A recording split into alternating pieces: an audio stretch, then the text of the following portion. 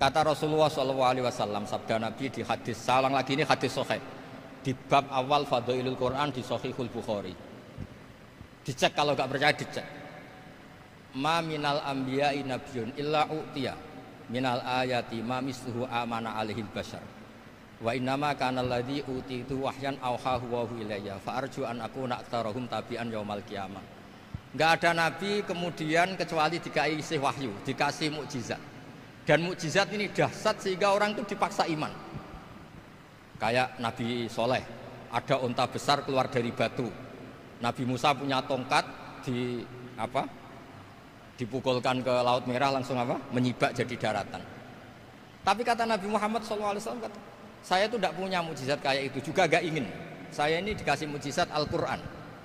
Dan saya berharap karena mukjizat Quran ini adalah terus kemudian umatku menjadi yang terbanyak ila yaumil qiyamah. Sekarang kita berlogika.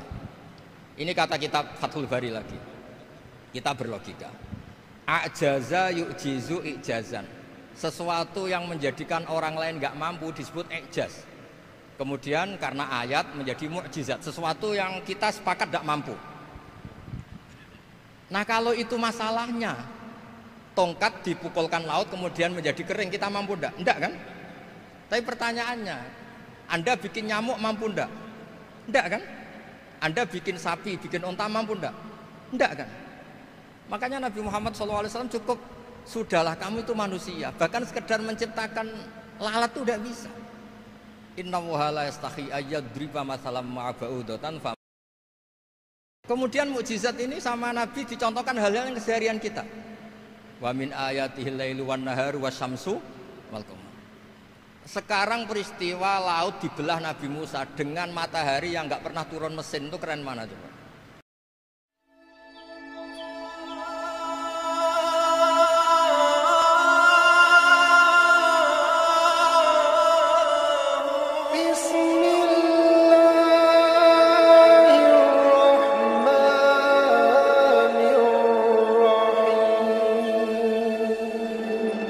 Assalamualaikum warahmatullahi wabarakatuh. Waalaikumsalam warahmatullahi wabarakatuh. Alhamdulillahirabbil alamin wassalatu wassalamu ala asyrofil mursalin sayyidina Maulana Muhammadin wa ala alihi wa sahbihi ajmain, amma ba'du.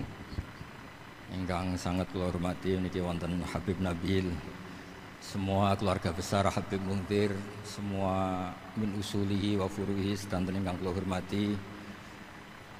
Ingkang terhormat Habib Ahmad Bahar, Habib Ja'far Al-Attas, jadi wonten Profesor Nazaruddin, wonten Pak Muzani, wonten Mas Nusron dan ingkang kula hormati. Yang spesial, saya ini punya dua permintaan. Satu, jangan diundang lagi. Dua, saya minta maaf kalau yang ingin ngundang mohon nggak usah diteruskan. Saya akan cerita yang ilmiah. Saya terima kasih tadi sama Habib Abdullah bin Ja'far sama Ustadz Hasan Saifur Rijal. Begini, kenapa saya banyak dikutip para narasumber? Karena saya ini jenis kiai yang otoritatif. Jadi saya ini karena nggak menteri, sehingga kalau belajar itu serius sekali. Ya alhamdulillah ini ada Pak Muzani, orang yang bisa ngelantik seseorang jadi presiden. Masih punya utang satu, bisa nggak ngelantik kita jadi ahli surga? Begini kalau cerita ilmiah, nanti saya baca hadisnya. Ada kelebihan kita jadi manusia itu justru karena ketidaktahuan kita. Kita tentu hingga detik ini tidak melihat surga langsung, tidak melihat neraka langsung, apalagi melihat Allah Subhanahu wa Ta'ala. Tapi selalu ada teori, dan ini dibenarkan oleh semua ulama karena ini nas itu mansus. Dan itu diantara kelebihan Rasulullah SAW adalah diutus kafatal linnas, untuk semua orang. Sehingga ada orang ditanya, dengan apa kamu tahu kalau Tuhan itu satu? Orang ini dengan enteng menjawab, innal isnaini, angka 2, 3, 4 dan seterusnya, nisbatu dzalika ilal wahid nisbatul far'i ilal asli. Jadi segampang itu nerangkan ayat qul huwallahu ahad, Allah itu satu. Karena angka itu 2, 3 sampai 1 miliar 1 triliun Nisbatu dzalika ilal wahid, nisbatul far'i ilal asli. Semua itu asal usulnya satu. Begitu juga sebegitu gampangnya Syekh Nawawi Al-Bantani menerangkan. Kenapa bismillah itu dimulai ba. Huruf hijaiyah kan alif, tapi kalau bismillah dimulai dari satu ba. Ba itu ada titik satu. Anda gambar kambing, gambar apa saja. Gambar Anda entah baik entah jelek, itu tetap dimulai satu titik. Nah, satu titik ini disebut nuqtatil wujud, asal usul wujud. Sebab itu kitab I'anatul Thalibin, tadi Habib Nabil cerita sanad-sanadnya Mbah Mun. Sebetulnya kalau boleh angkuh, yang berhak cerita itu saya, karena kitabnya milik saya. Tapi beliau tak kasih terus cerita, ya alhamdulillah. Ada penyambungnya gitu. Nanti tak kasih lagi beliau. Ya memang yang paling berat beliau karena turunannya itu. Tapi kitabnya dari saya, jadi ya satu-satu loh. Kitab I'anatul Thalibin itu dikarang oleh ulama top, namanya Sayyid Abi Bakar Syato. Beliau punya murid yang sangat terkenal di Indonesia, namanya Syekh Mahfud At-Turmusi. Syekh Mahfud ini punya murid diantaranya yang paling terkenal tentu Mbah Hashim sama Mbah Ahmad Dahlan, pendiri Muhammadiyah. Jadi kemudian kitab I'anah ini populer sekali untuk menerangkan fikih-fikih di Indonesia. Termasuk cerita bahwa wujubul jihad itu wujubul wasail lal maqasid. Jadi jihad itu wajib, itu wujubul wasail lal maqasid. Sama cari di sarah. Sekiranya dakwah itu bisa tidak dengan jihad, dengan pengajian kayak Majelis Rasulullah, kayak Majelis Nurul Mustafa, kayak kiai-kiai kampung, itu sudah cukup karena sudah isolul maksud, orang sudah menjadi kenal Allah Subhanahu wa taala.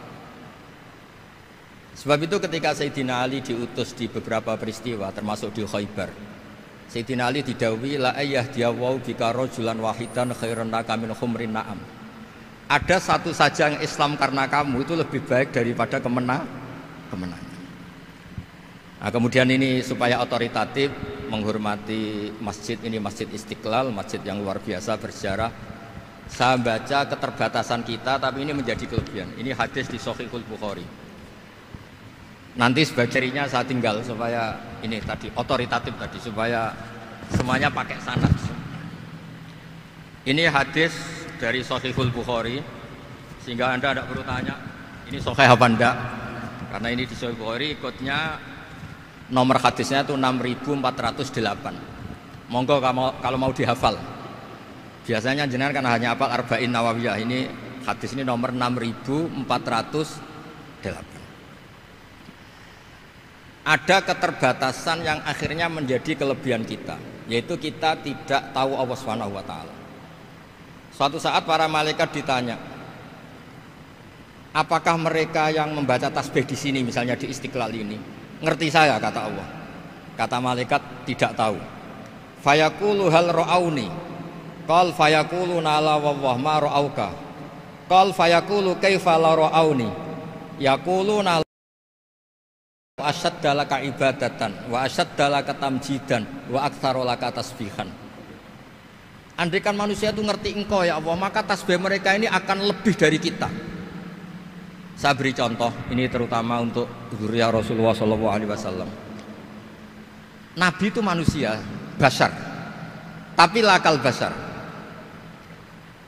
Nabi ketika muji Allah Subhanahu wa taala ini supaya kalau sholat jangan hayati.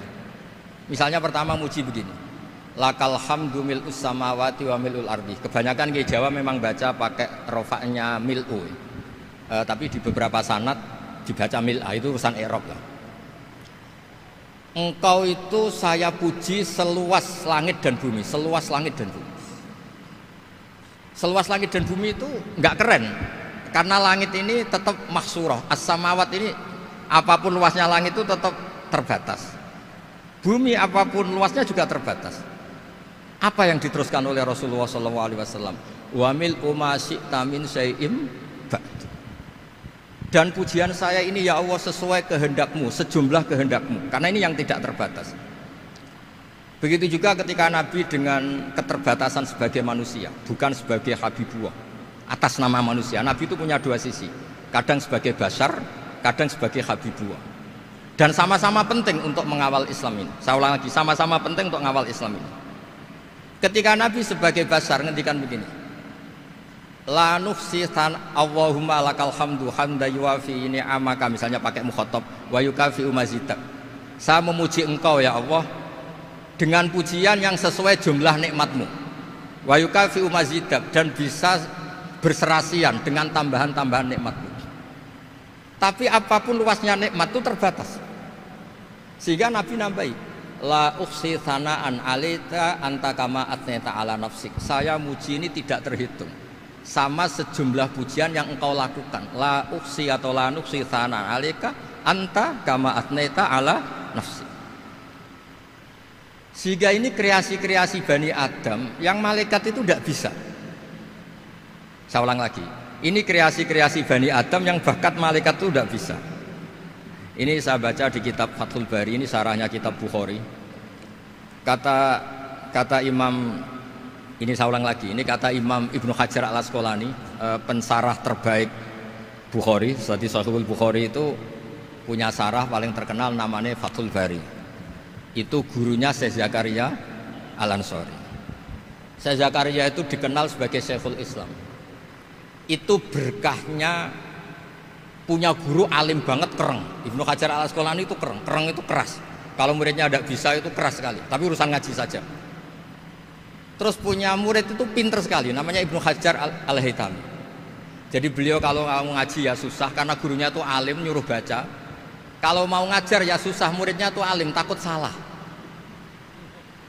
Jadi akhirnya pinter. Orang punya murid alim alama itu kan bingung. Makanya saya tidak suka kalau Profesor Nazar ngaji saya, nanti ngoreksi repot. Sudah gitu Islamnya beliau formal karena Menteri Agama, saya non formal. Lama-lama Islamnya beliau legal, saya ilegal. Kan jadi repot nanti. Makanya tadi tak bully, tak cocokkan. Kalau jenengan Menteri Agama sampai akhirat berarti top. Tapi kayaknya di akhirat saya yang ngelamar jadi Menteri Agama. Tidak ada, ini nggak penting.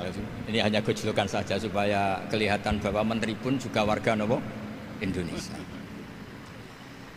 Begini kata Ibnu Hajar al-Asqalani, ini saya baca ya supaya penghormatan saya sama Habib Umar Hafid. Saya ini baca kitab beliau khatam serius, namanya Taujihun Nabi li Mardhati Bari, yang ditulis oleh Ustadz Fahmi bin Ali bin Ubaidun. Saya baca banyak, termasuk ketika beliau punya manhaj yang tidak populer, kata beliau, fala buddha antuwattina nafsaka ala annana khudamatu hadal kaun. Kamu harus yakin bahwa tugas kiai, tugas ulama itu khudamatu hadal kaun, mengkhidmati semua alam raya ini. Dan jangan pernah putus asa, misalnya melihat non muslim terus kamu putus asa, ini non muslim enggak. Bisa saja suatu saat rubbama aslama fakhasuna islamu, bisa saja dia Islam fakhasuna Islam. Nah, ini wirasah nabawiyah, karena dulu Nabi ketika dari kampung Abdi Yalil dan disakiti, malaikat Jibal itu usul supaya kampung itu dihabisi. Kata Nabi apa? La bal arju ayukhrijawah min aslabihim ma ya'budu wa la yusyriku bihi syai'an. Bisa saja bapaknya masih kafir, anaknya Islam, cucu-cucunya napa? Islam. Kayak apa Nabi itu? Rojaknya Masya Allah. Nah kemudian ini kembali ke tasbih tadi. Kata Ibnu Hajar al-Asqalani, yukhadu min hadal hadis anna dzikral hasil min bani Adam a'la wa asyrafu min adzikri al-hasil min al-malaikah li khusuli dzikril adamin ma'a kasratis syawaghil wa wujudis sawarif wa sudurihi fi alamil ghaibi bi khilafil malaikati fi dzalika kullih. Jadi kita ini enggak melihat Allah langsung, enggak melihat surga langsung, enggak melihat neraka langsung.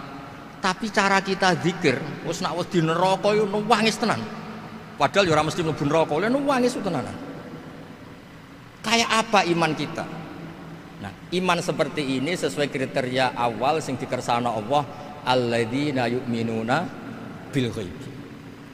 Maka andekan saya ini kok dikasih mukasyafah sama Allah untuk melihat surga, saya milih enggak melihat supaya ngikuti yang tetap ghaib. Nanti kalau saya melihat langsung kemudian iman, kata Allah, akeh tunggalih aku iman mau melihat itu. Jadi kadang-kadang keterbatasan kita ini penting. Makanya masyhur Nabi pernah ngendikan tuba liman ro'ani wa amanabi, tapi wa tuba liman lam yaroni wa amanabi. Kalau orang melihat saya kemudian iman itu biasa, Ini orang zaman akhir tidak melihat saya tapi iman. Kadang-kadang itu nggak lewat Habib yang ganteng tuh enggak, lewat Mudin. Mudin di kampung rapati di duwe, ngono iku mulang tauhid ya mandi. Islam itu digawa Habib ya mandi, digawa menteri ya mandi, digawa Mudin ya mandi. Karena Islam itu kafatal napa kafatal. Nah, yang nggak dipunyai malaikat adalah tadi seperti cerita saya tentang Imam Amudi. Segampang itu. Makanya di tradisi pondoknya Mbah Maimun itu ada tradisi qaddimid dirayah ala riwayah. Logika riwayat itu penting karena itu menjadi nyaman. Ya kayak tadi, Allah itu satu. Ketika kita berpikir angka 2, 3 sampai sekian miliar, sekian triliun, nisbatu dzalika ilal wahid, nisbatul far'i ilal asli. Semua itu dibanding angka 1 adalah cabang. Gambar kayak apa ruwetnya dinisbatkan asal usulnya mesti satu nuktoh, yaitu satu titik. Nah, satu titik ini kata pengarang Ianatul Thalibin bi kana makana wa bi yakunu mayak. Nah, kemudian terakhir ini enggak boleh lama-lama. Kalau lama-lama nanti sampean pinternya nyanyi saya. Jadi sudah. Tapi enggak apa-apa lah. Saya ini termasuk kiai yang sudah diundang. Ini termasuk Pak MPR, nggak boleh ngundang saya. Pak Nusron apalagi nggak boleh. Itu kalau di kampung sama saya hormat, kalau di sini kok kayak menteri gitu. Menteri betul tapi. Lalu gurunya dia itu teman saya gitu. Jadi tanya ini kalau nggak percaya. Makanya kalau sama saya beliau cium tangan, saya sebetulnya ya nggak siap dicium tangan menteri itu nggak siap. Apalagi dihormati Pak Nazar nggak siap, nanti dikira minta haji malah repot. Repot. Saya ini tadi bisik-bisik itu urusan ilmu tasawuf, ya ada urusannya dengan haji enggak. Cocokan. Kenapa beliau suka ilmu tasawuf? Saya kan sering lihat beliau ceramah di TV. Katanya obat Gus obat. Orang kalau belajar tasawuf kan kepenak itu. Kayak wis ahli swarga kan kepenak di tasawuf itu kan memang. Sekarang saya cerita tentang ini karena bidang yang saya tekuni. Ada kitab tentang ulumul Quran namanya Al-Mufradat fi Gharibil Quran. Dikarang oleh Ar-Raghib Al-Asfihani. Ini kitab luar biasa. Di situ hanya cerita lafat-lafat per kata. Saya tadi sebelum kesini ngajar dulu di pondoknya Beki, Baitul Qurannya Pak Kures. Karena memang saya termasuk pengajar di sana. Artinya kalau saya sering ke situ jangan iri, memang saya termasuk pengajar di sana. Termasuk pengajar yang keren maksudnya. Keren itu artinya pakai referensi, bukan asal. Begini kata kitab itu. Rasulullah SAW itu kan punya nama Muhammad, orang yang banyak sikapnya atau semua sikapnya terpuji. Termasuk ketika sebagai manusia, sama kita termasuk ketika sebagai apa? Manusia. Sebagai manusia aja Nabi gak pernah salah. Begini kata kitab itu. Nabi-nabi yang keren-keren itu, sama lihat di Ahaditsus Syafa'ah, itu masih egois. Ketika ada haulul mauqif, ada prahara mauqif, itu semua nabi bilang nafsi, nafsi, nafsi, nafsi. Ketika dimintai syafaat bilang nafsi, nafsi. Tapi Rasulullah SAW itu beliau ngendikan ummati, ummati. Dan beliau ketika dimintai syafaat kata beliau sudah, analah, saya bisa memberi syafaat. Kata beliau, fa akhirru lillahi ta'ala sajidan. Fa yaqulu li ya Muhammad irfa' ra'sak wasal tu'tah wasfa'tu syafa'. Kayak apa hebatnya Rasulullah SAW? Umumnya para nabi melihat akhirat itu sudah akhir dari semua amal. Itu menurut Nabi Muhammad gak keren. Allah itu gak bisa didikte akhirat. Allah itu Tuhan, tetap yaf'alu ma yasha. Jadi gak bisa misalnya sudah akhirat orang nyuwun sewu, terus tanya, ya Rasulullah ini sudah akhirat kok jenengan sujud bareng ini gimana? Ini sudah gak darul amal tapi ini darul jaza. Gak bisa. Akhirat gak bisa dibatasi. Karena akhirat gak bisa membatasi Allah, Nabi tetap dengan rileksnya minta sama Allah. Fa ahmaduhu bima hamida 'allamani ya rabbi. Kemudian saat itu saya muji-muji Allah dengan pujian yang luar biasa. Terus kata kitab itu, fa Muhammadun ahmadu min ghairihi. Makanya beliau punya nama Ahmad. Ahmad itu afal tafdil, bukan fi'il mudhari' waqi' mutakallim. Ini pernah madrasah dulu di Kutsian. Tamat. Terus. Beliau kalau di rumah hormatnya tidak kayak tadi, lebih dari itu. Tadi di sini pejabat terus. Sembrono kalau di sini tuh kenapa itu. Ya tapi nggak apa-apa itu. Tadi sudah dipuji akhlaknya baik, apa-apa baik, alhamdulillah. Fa Muhammadun ahmadu min ghairihi. Ketika para nabi nggak bisa muji Allah di mahsyar, bahkan mereka itu nyuwun sewu egois, hanya mikir diri sendiri, nafsi-nafsi.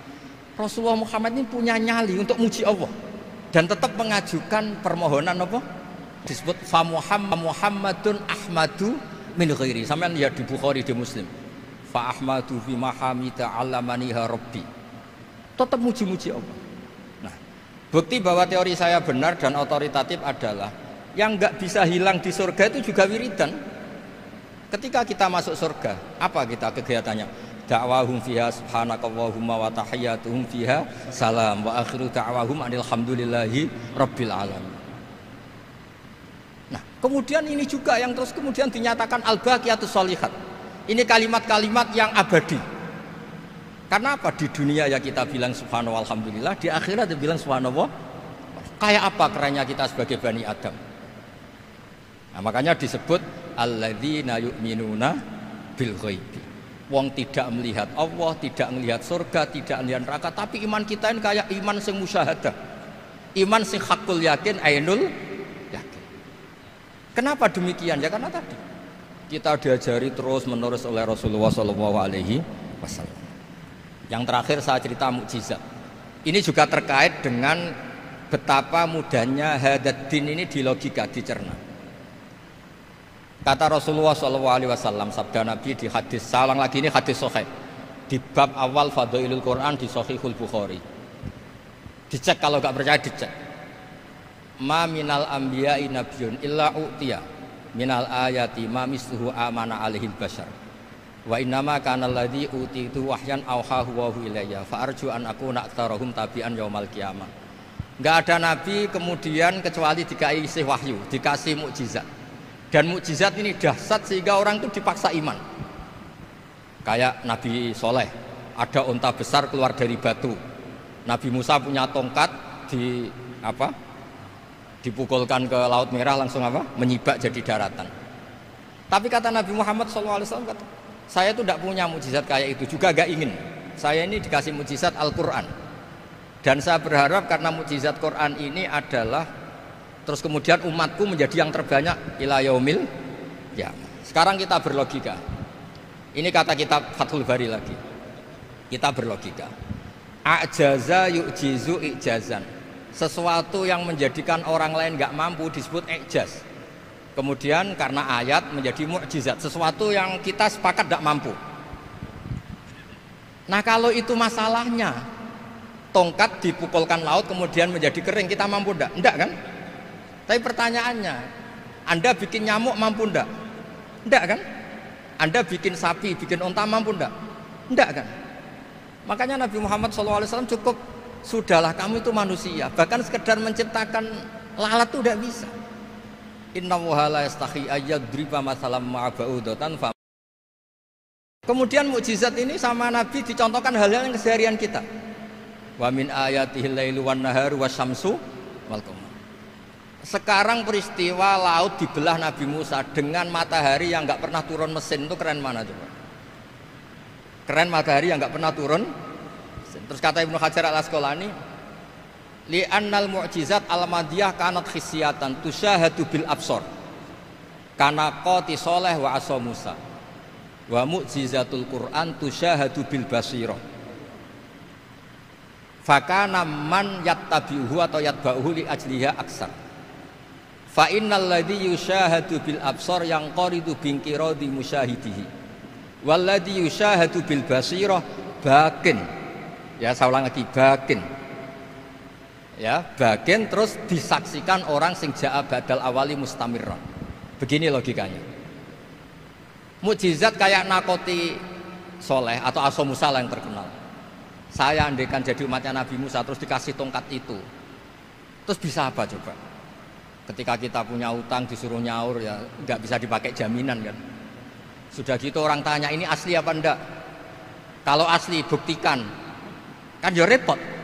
Tapi kalau kita jadi umatnya Rasulullah SAW ditunggoni Quran, punya banyak masalah resepnya sabar, Kalau nggak bisa sabar ya nyari kiai-kiai tukang ijazah anak menodongannya mandi.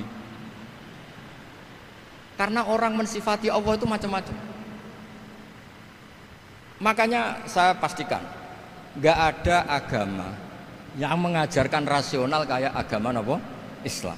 Makanya liqaumi yaqilun liqaumi yatafakkarun. Coba misalnya nyamuk. Kamu bikin nyamuk tidak bisa kan? Nyamuk punya organ tubuh kecil, organ tubuhnya punya urat. Kamu mikirnya kayak apa? Sekedar bikin patungnya saja tidak bisa, apalagi bikin nyamuk. Jadi untuk mengakui kudrohnya Allah yang tidak terbatas dan kita lemah, itu tidak usah nunggu peristiwa kayak terbelahnya laut. Cukup wa ma min dabbatin fil ardi wala ta'ir yatiru bi janahihi illa umamun amsalukum inna fi khalqis samawati wal ardi wakhtilafil laili wan nahar, seterusnya la ayatil liqaumi yaqilun.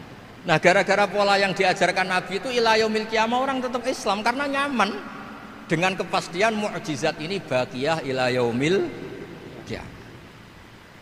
Itu kayak apa baiknya Nabi? Makanya saya suka tadi burda yang dibaca. Ada ulama kayak Muhammad bin Said Al-Busiri yang ngarang burda. Itu kalau berpikir itu sederhana. Ngeten lho Gusti, malah nerangno pangeran. Lama da'awa da'ina li taati bi akramir rusli kuna akramal umami. Ngeten lho Gusti, karena Rasul Muhammad itu terbaik, ya logikanya umatnya juga terbaik. Jadi lama da'awa da'ina li taatihi bi akramir rusli mesti kuna akramal umami. Jadi burda ini saking manjanya sama Allah sampai bilang gini. Wala yadika Rasulullah jahuka bi idal karimu tajalla bismimun takim. Ya Allah, engkau telah menamai Nabi engkau itu Raufur Rahim, yang penuh kasih sayang, yang sohibus syafaat. Maka ketika engkau ingin nyiksa kami dengan alasan engkau ini al-muntakim, dat yang bisa nyiksa orang maksiat, jenengan harus ingat ya Allah bahwa Nabi kita itu Nabi yang engkau gelari Raufur Rahim. Ya kalau gitu jangan jadi nyiksa. Terus gunanya apa digelari Raufur Rahim reso nyafaati gitu. Itu jenenge wala yadika Rasulullah jahuka bi idal karimu tajalla bismillah. Terus fa inna min judika dunya wa darrataha wa min ulumika ilmal lauhi wal qalam. Dan itu juga yang dibuktikan Rasulullah SAW. Sampai beliau ngendikan likulli nabiyyin da'watun mustajabah wa akhtabi da'wati syafaatan ummati yaumal qiyamah. Semua nabi itu punya doa yang mustajab dan semuanya sudah dipakai di dunia.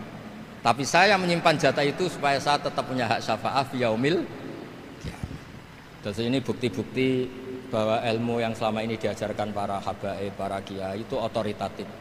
Saya hanya bantu jenengan memastikan kalau hadis itu sahih dimaknai oleh ulama-ulama yang kredibel. Ya, perjanjian terakhir tadi. Saya ini termasuk kiai yang sergap tanya Mas Nusron. Pak Muzani juga pernah ke rumah saya. Meja saya itu isinya ya kitab. Habib Nabil pernah ke kamar isinya kitab. Jadi kalau jenengan ngundang saya itu berhadapan-hadapan sama hukumnya Allah, yaitu ganggu orang belajar gitu aja. Mohon ngoten mawon. Assalamualaikum warahmatullahi wabarakatuh.